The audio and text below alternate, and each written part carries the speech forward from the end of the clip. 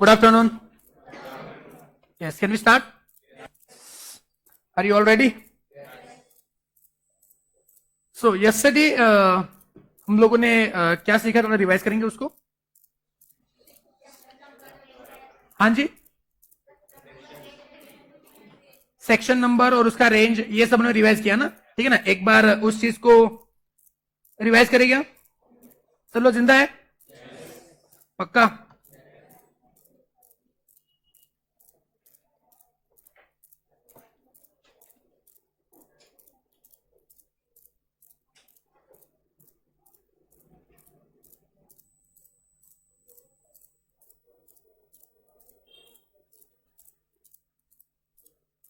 Yes. तो सब लोग अपने स्क्रीन पे देखेंगे और मुझको बताएंगे कि चैप्टर के नाम क्या है और उसका सेक्शन का रेंज क्या है. ठीक है, चलो. तो पहला चैप्टर है कौन सा? बोलो ना. मैं लिखूं क्या यहाँ पे? इजाजत है? Thank you.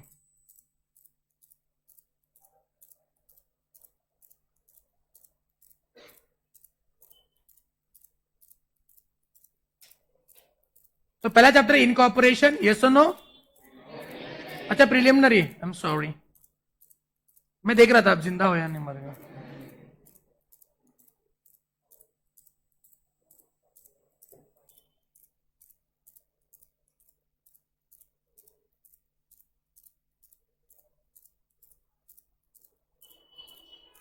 तो पहला चैप्टर है प्रिलिमिनरी और सेक्शन का रेंज क्या है? 1 to 2. Very good. उसके बाद दूसरा है incorporation of company, section number 22. Are you sure? Very good. Section chapter number 3, prospectus and allotment. Section का range? Very good. Fourth, share capital and section. Very good. Fifth, deposits. 76. Sixth one, charges.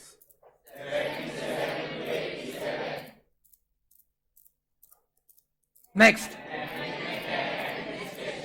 management and administration. 122. उसके बाद dividend.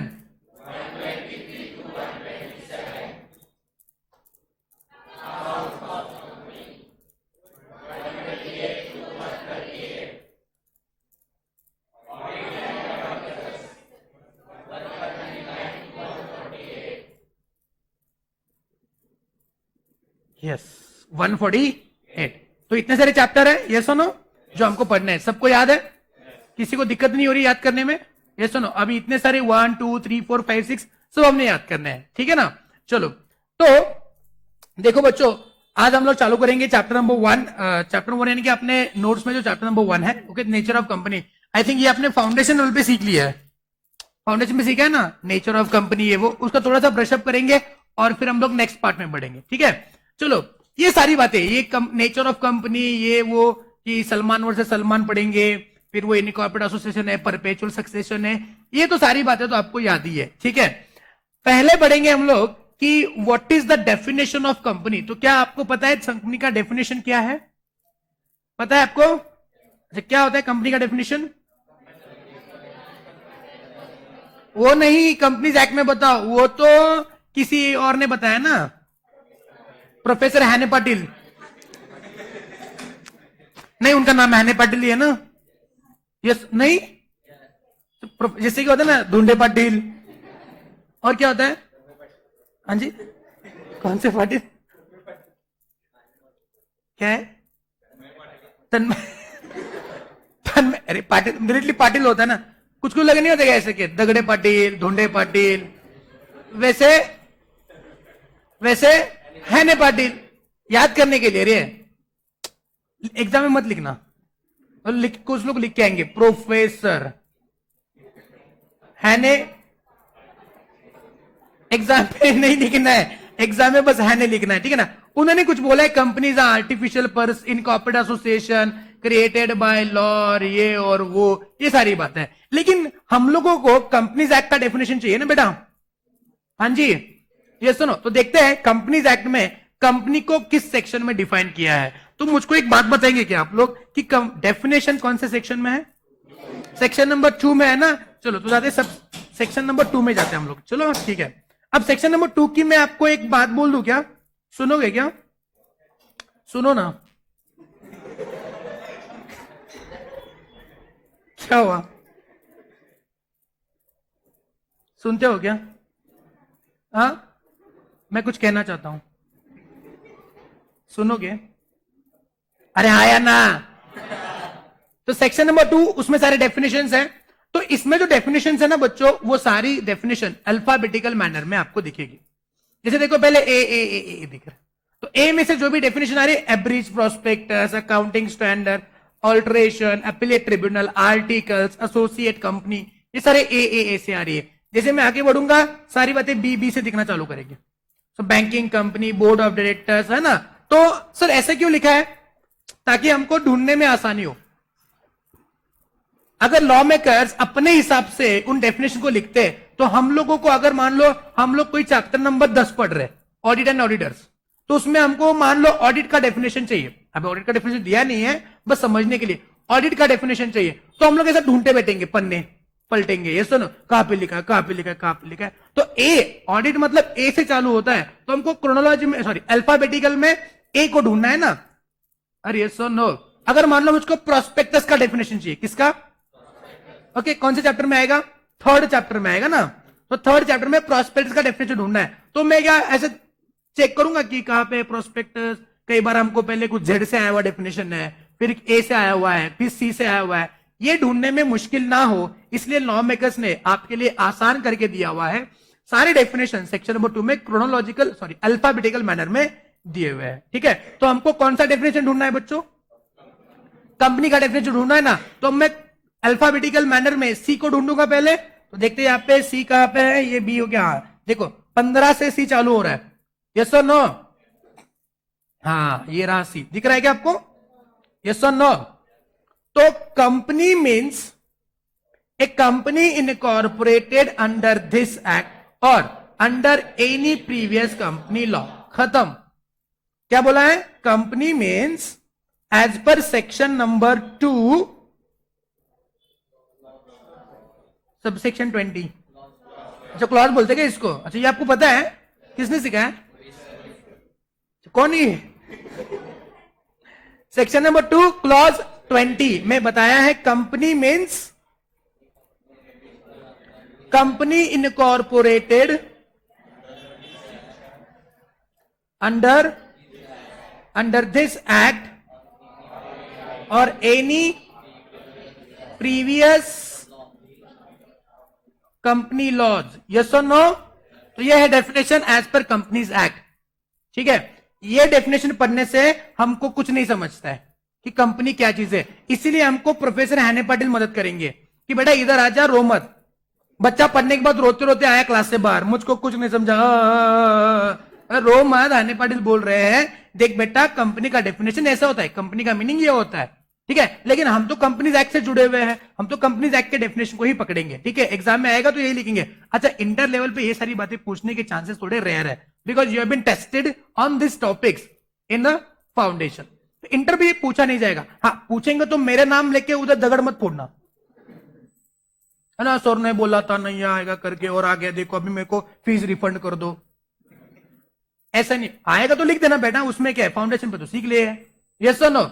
चलो so section number 2 clause 20 के definition को थोड़ा सा हम लोग डिटेल में डिस्कस करते हैं। सर इसमें क्या डिटेल में डिस्कस करना है? ये तो लिखा है company means company incorporated under this act. अच्छा what do you mean by this act? Companies act 2013। और क्या बोला है? और मतलब कि या फिर कोई भी कंपनी जो प्रीवियस कंपनी लॉज में रजिस्टर्ड है उसको हम लोग बोलते हैं कंपनी। जैसे इसके पहले बहुत सारे कंपनीज एक्ट हुआ करते थे। सो इंडिया में पहले 1850 में कंपनीज एक्ट आया था, ठीक है। उसके बाद और भी बहुत सारी कंपनीज जो है 1913 में आया, 1966 में आया, फिर 1913 में आया, ठीक है, फिर 1956 में आया, फिर 2013, ऐसे बीच बीच में ऑर्डिनेंस भी आ चुके थे। तो इतने सारे कंपनीज एक्ट 2013 के एक्ट के पहले थे। तो सर क्या सारे कंपनीज एक्ट 1850 से लेके 1866, 1930, 1956 इन सब कंपनीज एक्ट में रजिस्टर हुए सारे कंपनीज को क्या हमारा कंपनीज एक्ट 2013 कंपनी बोलता है या नहीं बोलता है? ये हमको चेक करना है। बिकॉज देखो, अगर ये सेक्शन यहां पे नहीं डालते, बस ये लिखते हैं company means company incorporated under this act, अगर इतना ही लिखते हैं तो पुराने कंपनीज एक्ट में जितने भी कंपनीज रजिस्टर हुए हैं उन लोगों को कंपनीज एक्ट 2013 लागू नहीं होता। मैंने कल या परसों बताया ना कि हर एक बात जो है वो लिखी होनी चाहिए, ऐसे हवा में बातें नहीं करेंगे हम लोग, है कि नहीं? उसको तो इधर से दिख नहीं रहे। तो ऐसा नहीं है कि आप हवा में बातें करोगे। सर ये तो इंप्लाइड है ना, ये तो मैंने समझ लिया, दिल की बातें सर समझ लेते हैं, हर एक बात को बोला नहीं जाता है, वो उधर इधर नहीं, इधर सारी बातें लिखी होनी चाहिए। अगर मान लो लॉ मेकर्स इन वर्ड्स को इस कंपनीज एक्ट 2013 में नहीं डालते तो पुराने कंपनीज जो भी रजिस्टर थे पुराने एक्ट में उनको ये कंपनीज एक्ट लागू नहीं होता, इसलिए डाला हुआ है। अब सवाल ये पैदा होता है, सिर्फ इतने सारे कंपनीज जो पहले थे तो उनमें से कौन से कंपनीज को ये कंपनीज एक्ट लागू होता है? क्या इस सेक्शन में इसका जवाब मिल रहा है आपको? Are you finding the answer from this section? तो इसलिए देखो आपको है ना थोड़ा आगे जाना पड़ेगा। Section number 366। सर ऐसे धोखाधड़ी करने का नहीं, आपने हमको बोला सर 148 सेक्शन पढ़ाऊंगा और एकदम से आप 300 सेक्शन पे चले गए।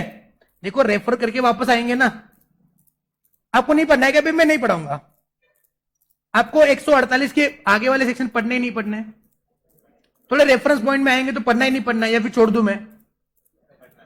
पढ़ना है ना। ये इसको सिलेबस का और इसका कुछ लेना देना नहीं है, लेकिन नॉलेज भी नाम की कोई चीज होती है दुनिया में, है कि नहीं? यहां पे क्या सीखने के लिए है, नॉलेज देने के लिए है? वेरी गुड, तो पढ़ाऊंगा मैं आपको। किधर गया बे? पूरा कंपनीज एक्ट को तोड़ मोड़ के रखेंगे हम लोग। हाँ जी, हाँ ये देखो आया।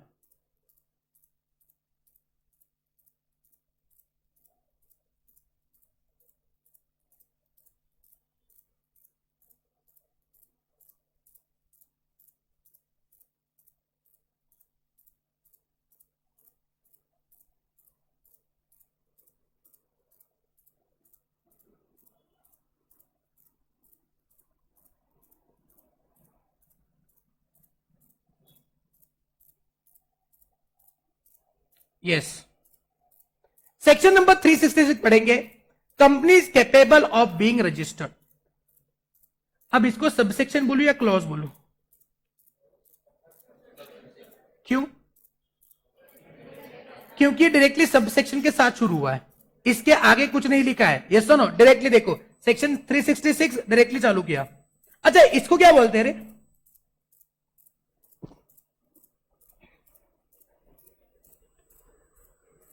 सर ये तो नाम है, इसको लॉ की भाषा में बोलते हैं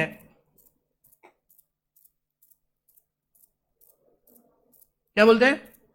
क्या बोलते हैं इसको? Marginal notes. क्या बोलते हैं इसको? अच्छा इसको मार्जिनल नोट क्यों बोलते हैं वो समझना है क्या? समझना ही नहीं समझना है?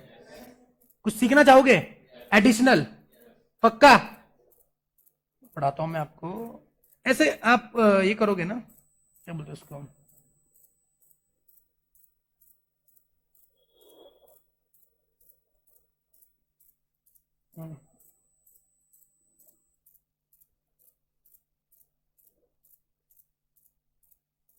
बस अमेंडमेंट एक्ट नहीं है, नहीं तुम बता देता।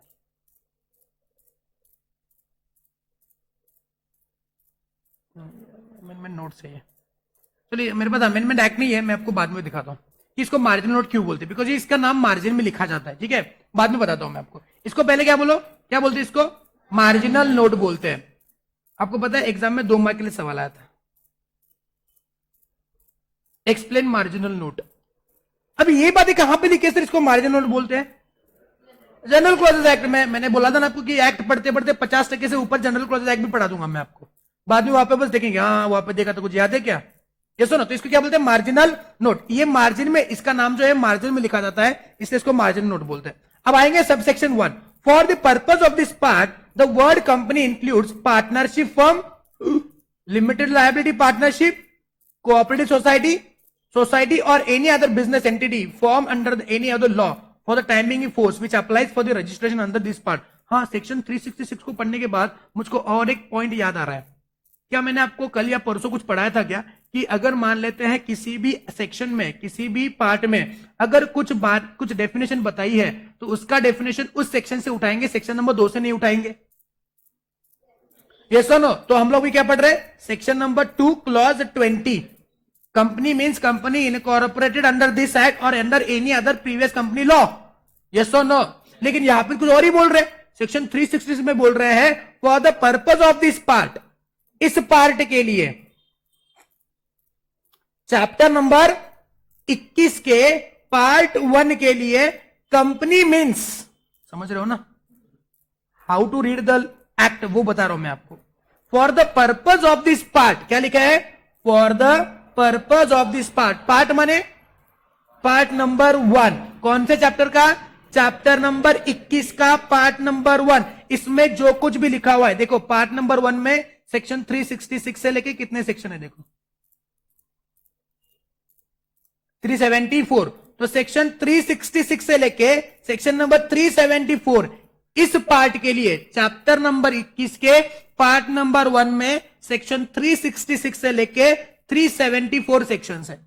इन सारे सेक्शन के लिए, बस इस पार्ट के लिए कंपनी माने क्या, यहां पे जो लिखा है वो, तो company, the word company includes, मतलब इन सारे सेक्शंस में 366 से लेके 374 में जहां जहां पर भी कंपनी लिखा जाएगा उसके, तो आपने क्या करना है, इसको क्या इंक्लूड करना है, पार्टनरशिप फर्म को भी उसमें इंक्लूड करना है, लिमिटेड लायबिलिटी पार्टनरशिप को भी कंपनी बोलना है, कोऑपरेटिव सोसाइटी को भी कंपनी बोलना है, सोसाइटी और any other business entity form under any other law for the timing in force. समझ रहा हूं ना, how to read the act, कि कैसे लिखा हुआ एक्ट को। सर इतना आसानी से क्यों नहीं लिखते, अगर आसानी से लिखते तो बोले तुम्हारे पास कौन आता, सब लोग घर पे कंपनी एक्ट पढ़ के कोर्ट में नहीं जाते कि हमको भी कंपनीज एक्ट आता है। Yes sir no. अब बोलते ना सर ऐसा क्यों नहीं खाते, ऐसा क्यों खाते हैं, बिकॉज आपको अभी पढ़ना है ऐसे कैसे खाते हैं, ताकि आप दुनिया के बता पाओ, देख बेटा इसका मतलब ये होता है,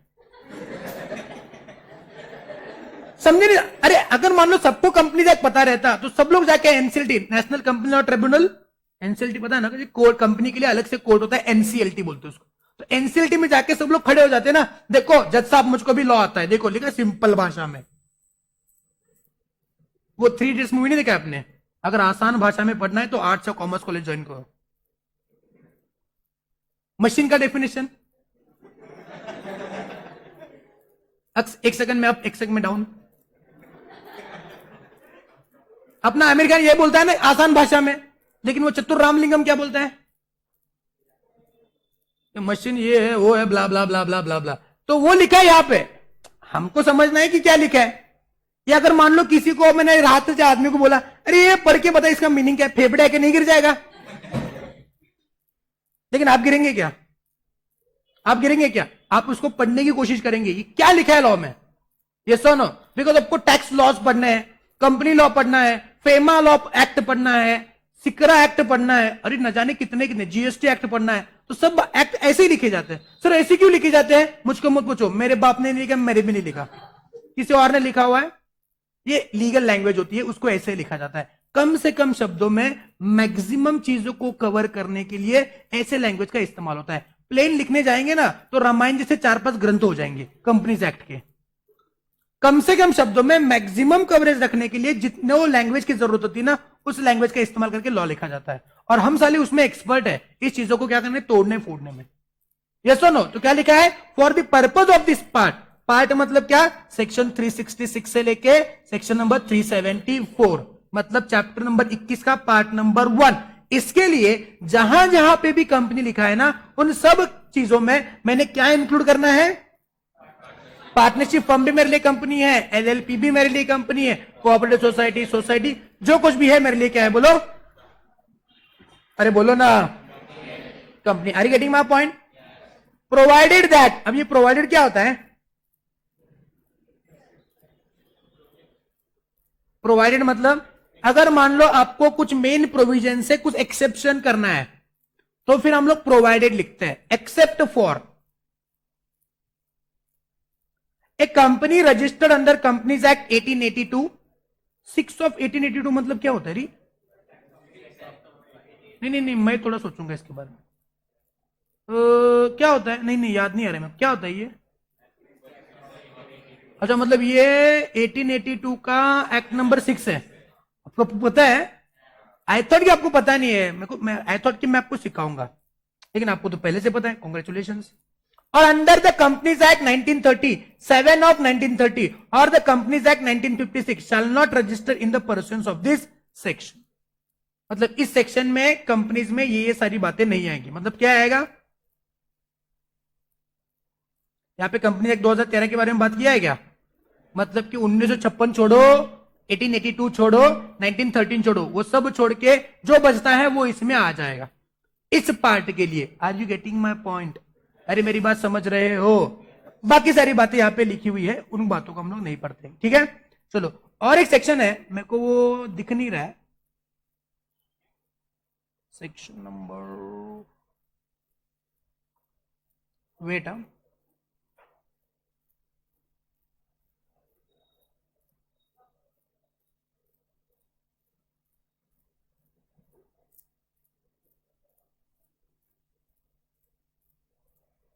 यस।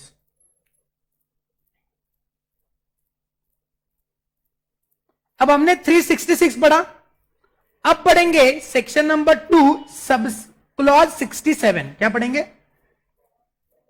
बोलो ना। मैंने आपको 366 क्यों पढ़ा है? मैंने आपको यह समझाना था कि उस एक्ट को जैसे पढ़ते कैसे, कि इस पार्ट के लिए ये मतलब ये होता है। जैसे कल हमने पढ़ा था, कल या परसों, कि अगर किसी सेक्शन में किसी चीज को डिफाइन किया है तो उसका मीनिंग उसी सेक्शन से उठाएंगे, सेक्शन नंबर 2 में नहीं आएंगे। अब वापस हम लोग देख रहे हैं सेक्शन 2 क्लॉज 20 पे। सेक्शन 2 क्लॉज 20 में क्या लिखा हुआ है कि company means company incorporated under this act और एनी प्रीवियस कंपनी लॉ। अब पढ़ेंगे प्रीवियस कंपनी लॉ का मतलब क्या है। सेक्शन 2 क्लॉज 67 दिख रहा है आपको? इसमें लिखा है what do mean by previous company law, each and everything is defined under companies act. तो प्रीवियस कंपनी लॉ का मतलब क्या है? Means any of the law specified below. कौन कौन से लॉ है? Act relating to companies in force before companies act 1866, act relating to the companies in force before the companies act 1866। मतलब 1866 के पहले जितने भी एक्ट थे वो भी हमारे लिए क्या हो जाएंगे? प्रीवियस कंपनी लॉ बन जाएंगे। हाँ जी, 1866 के पहले के एक्ट उसमें इंक्लूडेड है, मतलब 1866 भी इंक्लूड हो जाएगा ना। लिखा है कंपनीज एक्ट में कि 1866 को भी क्या बोलेंगे? प्रीवियस कंपनी लॉ बोलेंगे। 1882 को भी प्रीवियस कंपनी लॉ बोलेंगे। 1913 को भी the registration of transferred companies ordinance. हाँ, यहां पे एक्ट नहीं है, यहां पे क्या है? व्हाट मैं ऑर्डिनेंस बताऊंगा, रुको। इसको भी प्रीवियस कंपनी लॉ बोलेंगे। 1956 एक्ट, इसको भी क्या बोलेंगे? And a law corresponding to any opposite act and the ordinance in force. जो भी इंडियन कंपनीज एक्ट 1930 में जम्मू एंड कश्मीर का जो भी पॉइंट था, उसको भी मर्जर वाला, उसको भी कंपनी प्रीवियस कंपनी लॉ बोलेंगे। अब नीचे पढ़ने की जरूरत नहीं, बिकॉज ये आजकल पूरा खारिज हो चुका है। ठीक है, बस यहां तक हम लोग देखेंगे। तो क्या प्रीवियस कंपनी लॉ में, प्रीवियस कंपनी लॉ में अपने इंडिया में जितने भी कंपनीज लॉ बने हैं, क्या वो सभी इंक्लूड हो जाएंगे? अरे यस और नो? किस बेस पे बोला आपने? Sir, section number 2 clause 20 read with section number 2 clause 67। ये दो पढ़ता हूं तो समझता है कि इस एक्ट में रजिस्टर हुई हर एक कंपनी कंपनीज कहलाएगी, और इसके पहले जितने भी कंपनीज एक्ट है चाहे वो 1866 के पहले वाले हो या 1866 के बाद वाले हो, टिल 1956 वो सब क्या हो जाएंगे, प्रीवियस कंपनी लॉ है। और उन सब में रजिस्टर हुई कंपनी, जैसे कि टाटा मोटर्स 1956 में इनकॉर्पोरेट हुई है, मतलब 1956 एक्ट में इनकॉर्पोरेट हुई है। Are you getting my point? उसके पहले टाटा के और भी कंपनी, अरे टाटा को 150 प्लस साल हो गए रे, टाटा ग्रुप को 150 प्लस ईयर्स हो गए, तो क्या वो कंपनी 1913 के एक्ट में रजिस्टर हुई रहेगी? कुछ कंपनी 1866 के एक्ट में रजिस्टर हुई रहेगी, तो उन सब लोगों को क्या कंपनीज एक्ट लगता है? जी हां लगता है। आप लोग सीना तान के भी बोल सकते हो कि जी हां सर, उनको भी कंपनीज एक्ट लगता है। क्यों, कैसे?